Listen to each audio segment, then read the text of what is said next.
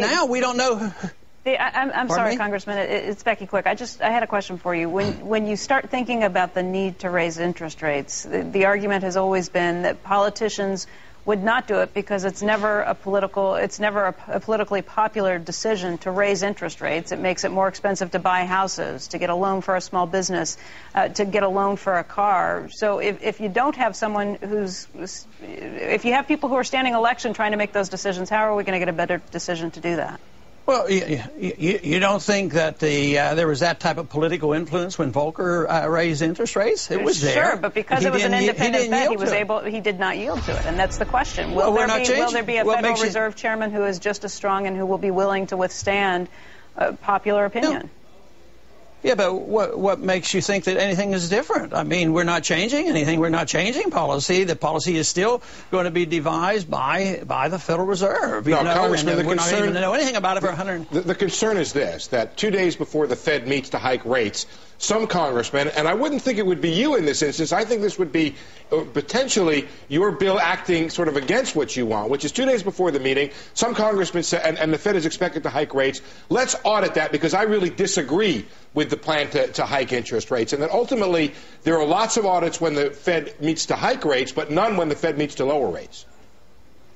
Yeah, but we can't do anything. The Congress won't have any authority. They just raise rates, and we'll find out what they said 6 months later. I think we're missing the real important part of politicizing the Fed.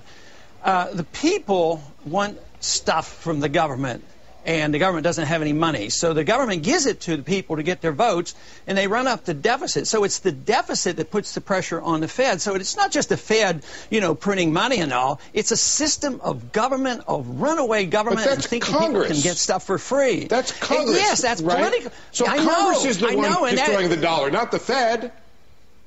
I'm saying they have a lot of responsibility. I'm saying what I'm talking about isn't going to make it any worse. It's already bad because Congress, if they didn't produce any deficits, interest rates would probably be lower and it'd probably be savings. So it isn't just the Fed. Congress created the Fed, so we should have responsibility and auditing authority over the Fed. But no, the way it is now, there is a lot of political pressures on the Fed. But we're not even dealing with that. We're dealing with the fact. I want to know the names of the companies who get the money from the Fed, the money they create out of thin air, and they buy up these securities, and how much they paid for them. Where did they pay full price? Paul, I don't These care if they raise assets. or lower rates. I don't want the audit to challenge that independence, and nothing I've heard other than from Steve, really is that vein. The vein is we want to follow the money. We want a financial audit, not a psychological audit. And I'll take it a step farther. How can they banter around the independence of the Fed? Let me ask you a real simple question, Congressman. If you were the Treasury Department and you had to issue the kind of debt we do you think the Fed should keep interest rates high or low? Just to prove that there isn't a relationship there, just to prove there may be some independence, this audit would go a long way, because I think you'd have a hard time defending that the Treasury and the Fed aren't in cahoots right now.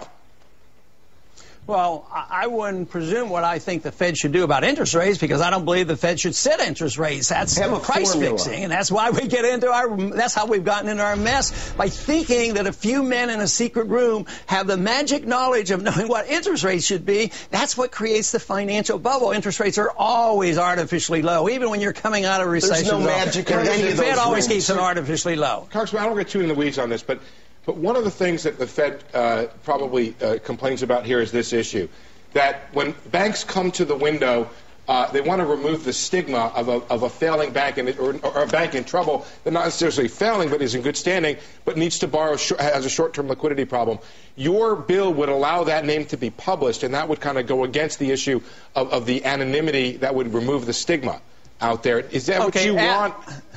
Well, after 6 months. But if they're in bad trouble and there's a responsibility of government in this meddling, Why should they hide information that is valuable to the people? Okay. I mean, that's deceitful and dishonest and immoral and corrupt to hide it. If it were private, that would become known immediately on an ongoing basis. They would have a 3, 4, 5-star program to indicate how solvent a bank is, and the people would know immediately each single bank, instead of waiting and hiding the ill effects and making sure all the banks fail at one time and all the mortgage companies fail at one time. They collectivize all these programs. That's why the financial bubble is so big and is actually international rather than just domestic, as we all know. All right, thank Ron.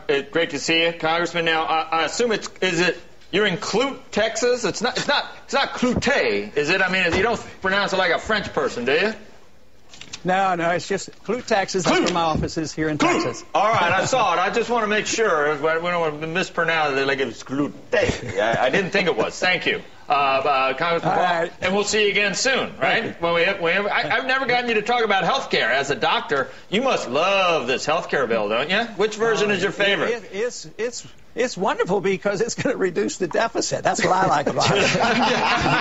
Yeah, exactly. We're going to get free medical care for 30 million people, and it's going to reduce the deficit. It's going to go down. And so I think that it really gives credibility to Washington and the whole. We need to get those guys to help my Bears. They can really spin that kind of magic. All right.